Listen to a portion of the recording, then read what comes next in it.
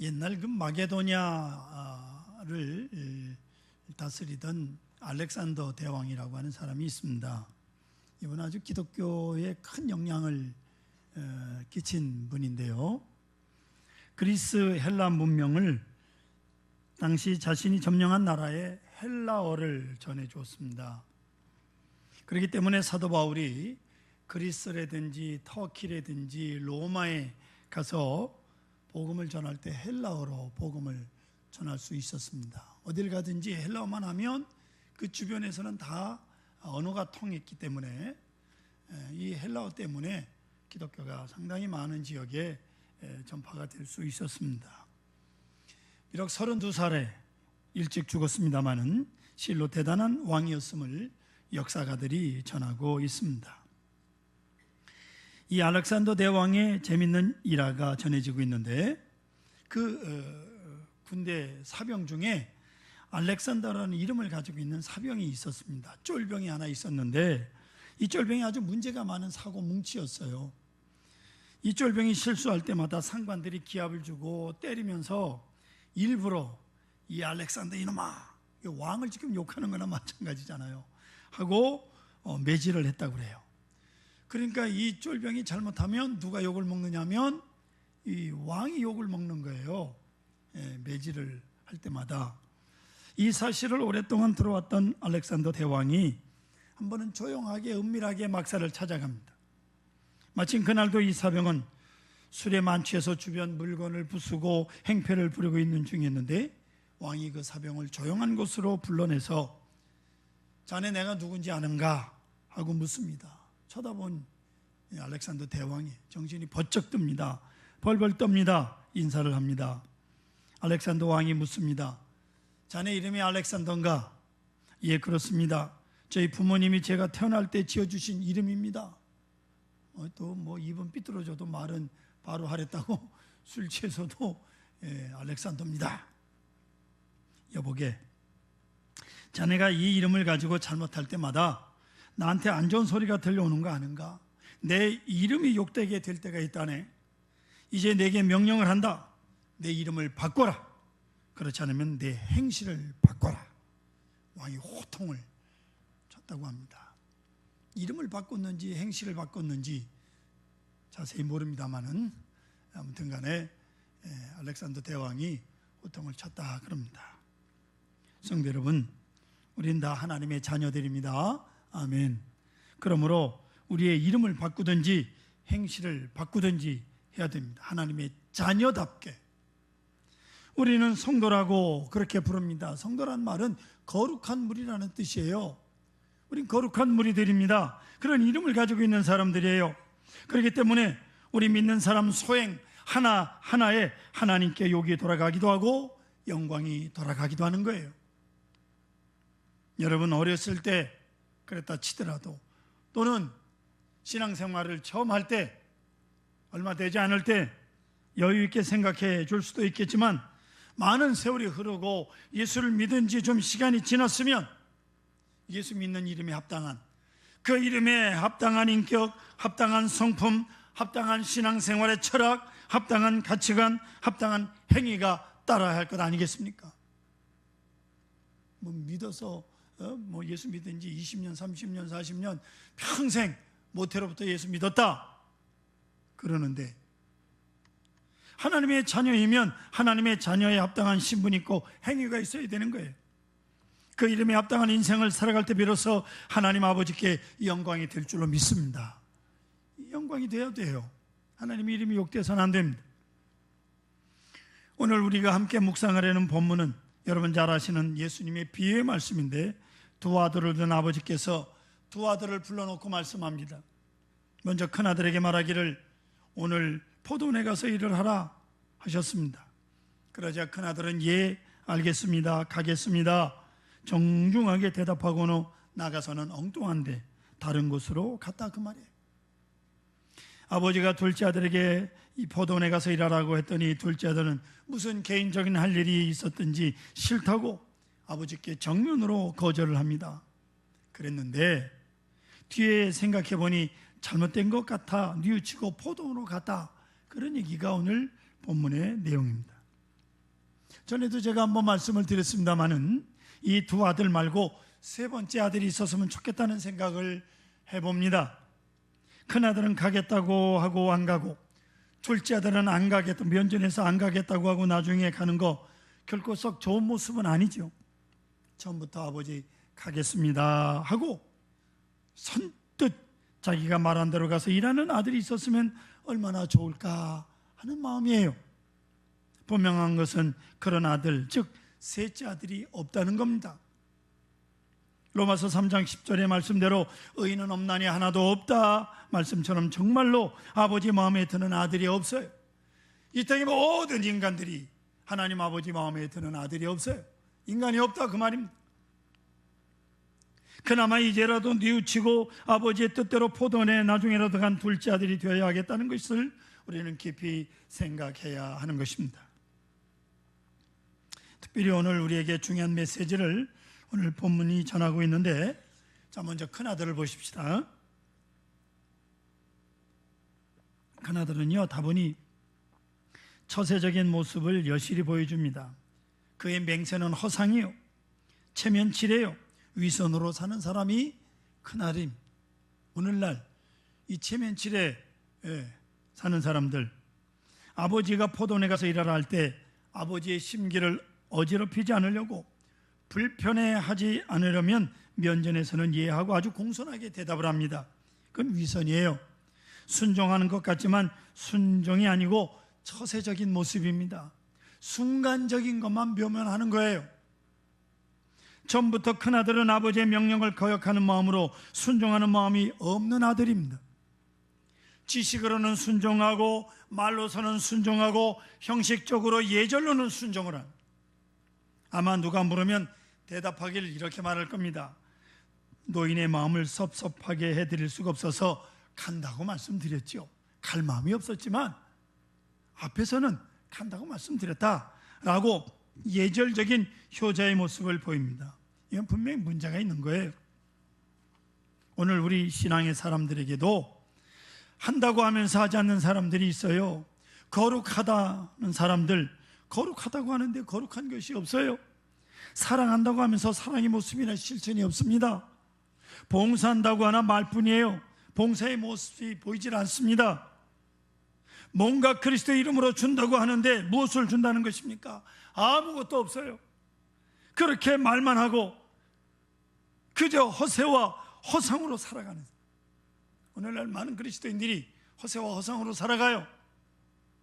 실상은 하는 것도 없고 되는 것도 없으며 한 것도 없는데 다 된 것처럼 적당히 그저 그렇게 넘어가며 신앙생활 한답시고, 훌륭한 것 같은데 실상이 없어요. 내실이 없습니다. 심지어는요 밖에서는 신앙생활의 모습조차 없어요. 저 사람이 도대체 예수 믿는 사람인지 그 모습을 보면 흔적도 없는, 경건의 모양은 있어요. 경건의 능력은 온데간데 없다 그 말이에요.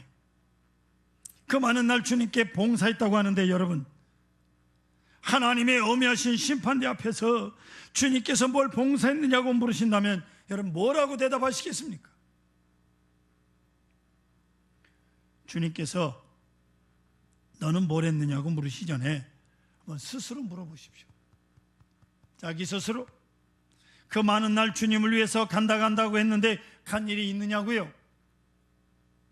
한다 했지 한 일이 있느냐? 맨날 결심만 하고 맹세만 했지 무엇을 했느냐고 물어보십시오. 그리고 스스로가 대답해 보세요. 뭘 했는지, 얼마나 했는지.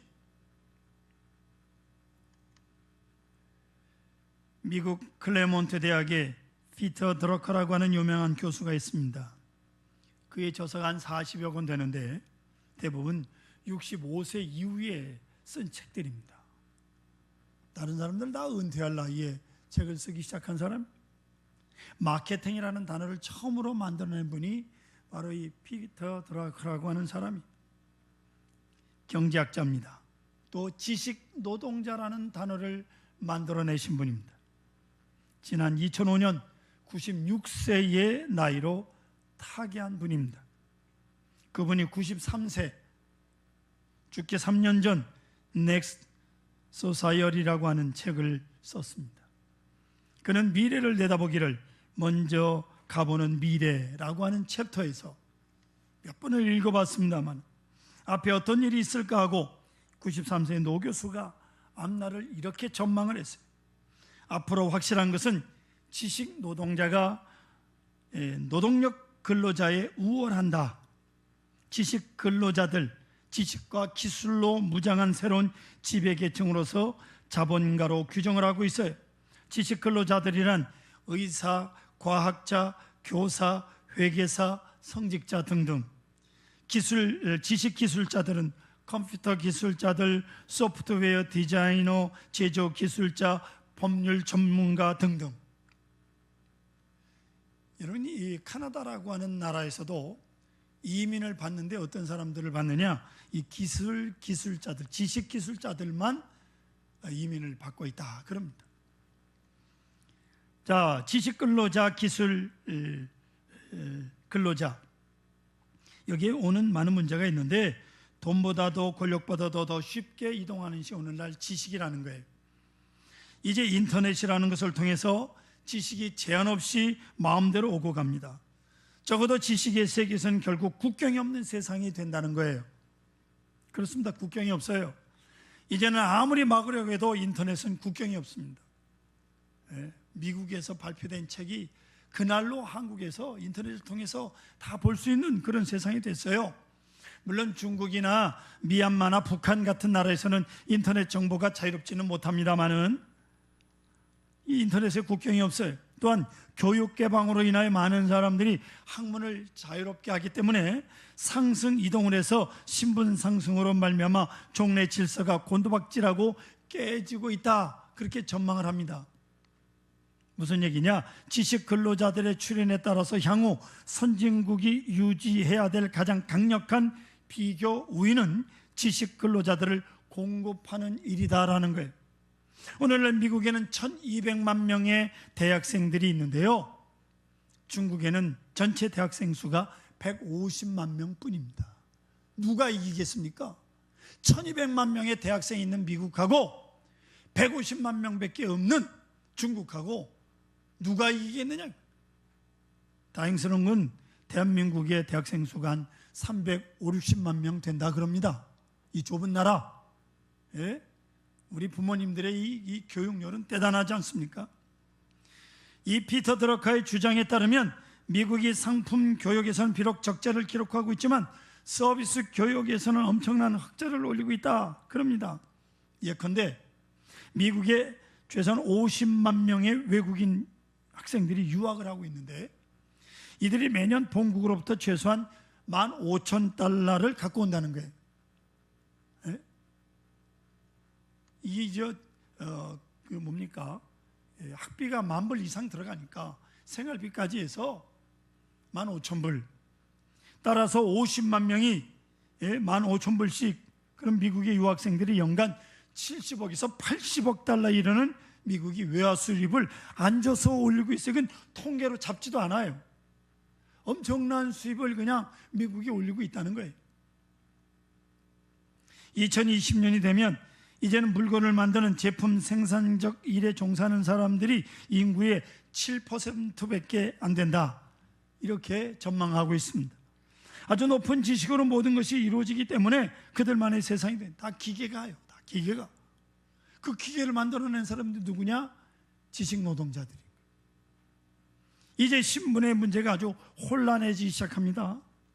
여러분, 우리나라 조금 한 100년 전만 뒤돌아가 보십시오. 공부 아무나 했나요? 천만에요. 양반자제나 권세자의 자녀들만 했어요. 근데 지금은요, 아무나 하잖아요. 공부. 50년, 60년 전에도 가정에서 아들이나 공부시켰지 딸은요 공부 안 시켰어요. 얘 집애가 뭘 배우냐고 이랬다고.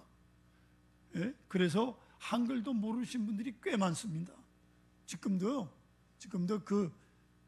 우리 양원 주부학교에 가면 60대 70대 되신 어른들이 한글 배우려고, 그때 부모님들이 공부를 안 시켜서. 저희 누님도요 저 때문에 고등학교를 못 가고 일찍 시집 가가지고 저를 얼마나 미워했는지 모릅니다. 형이나 또 공부시켰지. 동생들은 너는 형이 대학 가니까 너는 가지마 이러고, 동생들은 대학 구경도 못한 사람들 태반이요. 이게 50년 60년 전 우리나라 현상이었다고. 그런데 지금은요, 모두가 다 공부하니까 우수한 사람들이 많이 생기지 않습니까? 그래서 신분 상승해서 올라갑니다. 잘 이해하고 들으세요. 우스운 이야기입니다마는 제가 어렸을 때 저희 아버님께서 가르치기를 어느 성 7가지 성을 가진 사람들하고는 상대하지 말라, 상놈이다 그러셨어요. 그런데 여러분 보세요. 지금 그 상놈이라고 하는 분들의 자손들이 장관도 되고 재벌도 되고 별거 다 하고 있잖아요. 그거 웃기는 얘기요. 옛날 어른들이 보면 기절할 노릇이죠. 이런 세상이 됐다 그 말이에요. 이게 사실입니다. 혼란해지고 위계 질서가 완전히 무너졌어요. 무너진 거 인정해야 됩니다. 그래서 성공하고 실패하는 주기가 짧아진다는 거예요. 성공도 금방 하고 실패도 금방 하고 뭐 이게 피터 드라카의 주장이에요. 하루아침에 재벌이 하루아침에 초라해지고 존경받는 사람이 하루아침에 무너지는 거예요. 이 난리치는 통에 결국 불안해진다는 거죠. 아무것도 믿을 수 없다는 겁니다. 불안에 떨 수밖에 없어요. 안정이라는 게 없습니다. 신분에도 안정이 없고, 권력에도 안정이 없고, 재벌에도 안정이 없고, 지식에도 안정이 없습니다. 이런 세상을 만나게 되었다 이 말이에요. 지금 우리가 살고 있는 시대가. 성도 여러분, 이제는 우리가 해야 될 것이 있습니다. 생각을 바꿔야 된다는 거예요. 뭐 세상에 뭐 이런 세상이 다 있나? 그러지 마세요. 우리는 봉건 문화에 살아왔습니다. 그리고 새로운 미래가 우리 앞에 다가올 때 이것을 감당하지 못해서 지금도 정신 못 차리고 있는 사람들 많이 볼 수 있어요. 옛날이 좋았다고요?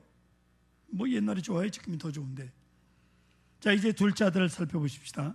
이 둘째 아들은 정직한 사람이고 솔직한 사람이, 자기가 하려고 계획했던 무슨 일이 있었는가 본데 아버지께서 포도원에 가서 일하라고 하니까 안 갑니다 합니다. 정직하지 않습니까? 또 정당하기도 합니다. 안 가겠다고 하고 안 갔으니 잘못이 없어요. 이게 둘째 아들입니다. 그러나 여기 문제가 있습니다. 이 아들이 뒤에 뉘우치고 갔습니다. 뉘우친다는 말이 헬라어 원문에 보면 메타노이오라는 말인데 이게 회개라는 단어예요. 뉘우쳤다 그 말입니다. 오늘 말씀의 총주제예요. 핵심이 바로 이 뉘우친다는 거예요. 메타노이오, 회개올시다. 뉘우침이 있느냐 없느냐. 뉘우치는 것은 발상을 전환하는 거예요. 생각을 바꾸는 거예요. 내가 할 일은 내가 하고 아버지가 할 일은 아버지가 해야 합니다. 나는 내가 할 일을 합니다. 그러므로 못 가겠습니다. 둘째 아들이요. 그런데 그가 뉘우쳤다 그 말이에요. 뉘우쳤어요. 지금까지 옳다고 했던 일이고 나는 정당하다고 했지만 지금은 아닙니다. 그건 내 생각이요. 나만 생각한 것이 아버지의 마음을 헤아리지 못한 거예요. 아버지의 뜻을 생각하지 못했다 그 말입니다. 내 뜻이 아니라 아버지의 뜻을 생각해야 되는데 나만 아는 에고이즘, 에고이스트, 자기중심적인 생각 속에 살았던 아들이올시다. 하지만 그게 아니지. 생각을 바꿉니다. 뉘우칩니다. 여러분, 생각을 바꾸면 세상이 달라지는 거예요. 아멘. 생각을 바꾸지 않으면 옛날 생각 그대로 하고 못 바꾸면 세상을 못 살아요. 여러분, 생각들 바꾸세요. 압록강 건너 중국 땅의 인구가 13억이다 14억이다 그럽니다. 그런데요, 13억 14억 중엔 남자가 얼마겠습니까? 반 잡으면 12억, 이게 반이면 6억, 14억이 반이면 얼마예요? 7억인가요? 그런데 그 많은 남자들이 다 밥을 한다는 거예요. 중국의 남자들이. 예? 이거 잊지 마십시오. 시어머니들께서도 이제 아들이 장바구니 들고 마누라 뒤따라가 다니는 걸 알아야 됩니다. 그리고 아들이 부엌에서 식사 준비할 겁니다. 내가 어떻게 키운 아들인데 그럴 수 있느냐? 천만의 말씀이에요. 아니, 그 딸은 상대방 집에서 무슨 무수리로 키웠습니까? 똑같이 귀하게 키웠지? 그러지 마세요. 그렇게 생각하시면 앞으로 못 삽니다. 생각을 바꾸셔야 돼요. 생전 부엌 근처도 안 가본 남편분들 계십니까? 생각 바꾸세요. 바꾸라니까요. 예? 생각의 전환이 와야 되는 거예요. 좀 괜찮은 모습으로 좀 바뀌어보시라고요. 부엌에도 들어가요. 교회에서 설거지 하는데 어떤 분은 집에서도 안 하는데 교회에서 한다. 왜 집에서 안 해요? 해야지. 예? 좀 물어보십시오. 전 합니다. 어제 저녁에도 고기 굽는 거 제가 했어요. 머리 감고 왔는데 고기 굽으면 뭐 냄새 난다고 그래서 제가 그때니까. 오늘 둘째 아들은 안 간다고 했어요. 안 갈 이유가 또 있지요. 그러나 그건 내 생각이고 아버지의 뜻은 그것이 아니잖아요. 그래서 뉘우치고 갔다 그 말이에요. 뒤에 뉘우치고 갔다. 이게 얼마나 아름다운 이야기입니까? 그나마 뉘우쳤다. 사랑하는 성도 여러분, 지금까지 얼마나 뉘우쳐 보셨습니까? 예? 얼마나 생각을 바꾸며 살아가고 있으십니까?